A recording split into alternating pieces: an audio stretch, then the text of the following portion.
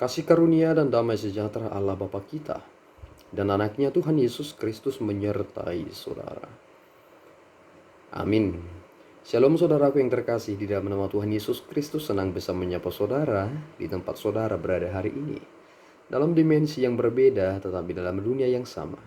Sebagai insan yang diciptakan untuk Tuhan, sebelum melakukan rangkaian aktivitas kita pada hari ini, marilah kita mengawalinya dengan mendengarkan firman Tuhan. Shalom, selamat pagi. Firman Tuhan yang menyapa kita pada pagi hari ini yang tertulis pada Mazmur 16 ayatnya yang ke-8. Beginilah bunyi firman Tuhan.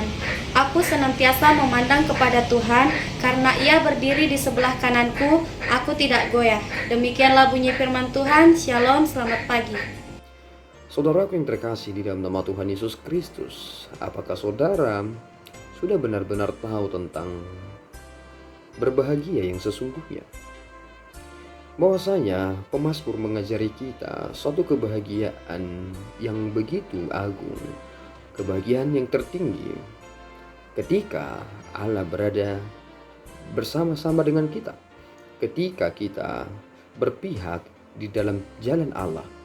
Itulah kebahagiaan yang sejati sesuai dengan apa yang dikatakan oleh pemazmur ini. Ketika aku memandang kepada Tuhan, karena Ia berdiri di sebelah kananku, aku tidak goyah. Dan ketika kita melihat kemudian ayat-ayat seterusnya, hatiku bersukacita dan jiwaku bersorak-sorak, bahkan tubuhku akan diam dengan tentram, sebab Engkau tidak menyerahkan aku ke dunia orang mati, dan tidak membiarkan orang kudus-Mu melihat kebinasaan. Satu hal yang menjadi topik utama dalam kitab Perjanjian Baru adalah menyangkut tentang kekudusan hidup. Dan ini adalah sesuatu hal yang dapat kita peroleh dalam kehidupan ini karena kita telah dimurnikan di dalam darah yang begitu kudus, yakni darah Yesus Kristus. Sehingga kita harus berangkat dari tubuh kita secara pribadi untuk dapat keluar kepada orang-orang banyak dan kemudian menyadarkan bahwa dunia ini, bahwa kekudusan itu penting.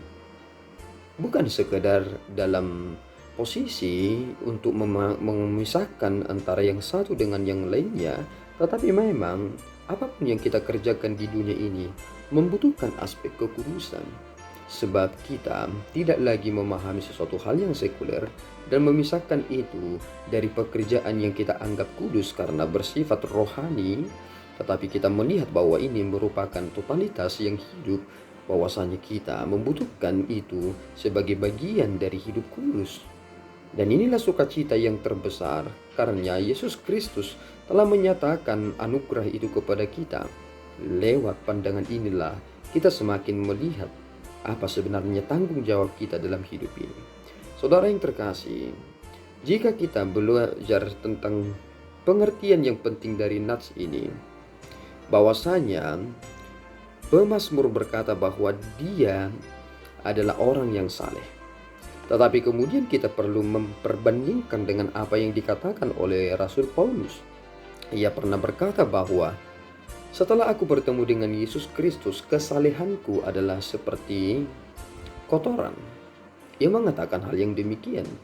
Mengapa ia sampai berkata demikian? Bahwasanya aku benar-benar tidak saleh sebelum aku berada di dalam Kristus. Aku adalah orang yang sombong. Dan inilah sebenarnya yang sering terjadi belakangan ini. Karena menganggap dirinya saleh dan akibatnya ia menjadi orang yang sombong dalam kerohaniannya. Apakah itu adalah kesalehan hidup? Apakah itu yang dituntun atau yang dituntut dari nats kita hari ini? Tidak. Tetapi kesalehan yang dimaksud adalah bagaimana seseorang itu berkenan di hadapan Tuhan dan ia tidak mendakwa dirinya sendiri tentang apa yang telah ia lakukan dalam hidupnya. Marilah kita meniru dan meneladani apa yang dilakukan oleh pemazmur ini, bahwasanya ia berpegang teguh hanya kepada Allah semata, bahwasanya ketika Allah telah menjadikan ia berada di sisinya dan ia berada di dalam jalan Allah, maka ia mendapatkan kepastian. Bukankah kita sekarang mendapatkan kepastian di dalam Yesus Kristus karena Dia berada di sebelah kanan kita? Ini adalah pengertian yang sederhana bahwasanya ketika saudara bersama dengan orang tua saudara ketika saudara kecil, saudara tidak akan takut mau kemanapun. Terkadang yang ditakut itu adalah orang tua. Seandainya saudara merencanakan ingin pergi ke suatu tempat itu belum pernah saudara kunjungi, karena saudara bersama dengan orang tua saudara. Saudara dengan begitu tenang, saudara penuh dengan sukacita akan berangkat ke tempat itu. Mengapa saudara bersukacita? Seandainya saudara pergi sendiri, mungkin saudara tidak akan bersukacita. Tetapi karena saudara bersama dengan orang tua saudara, saudara lihat mereka ada di sebelah kanan saudara, dan tangan saudara memegang tangan mereka, maka saudara akan menikmati apa yang saudara kunjungi di tempat itu. Tetapi orang tua saudara mungkin mereka carut marut, memikirkan berapa nanti biaya, apa jalan ke sini ke sana, dan lain sebagainya. Tetapi kita adalah orang yang menikmati, bukan? Dan hal itulah yang kita harus pelajari dan kita harus nikmati dalam hidup ini. Kita telah memiliki kepastian karena Kristus telah menggenggam tangan saudara. Bukankah itu adalah hal yang indah?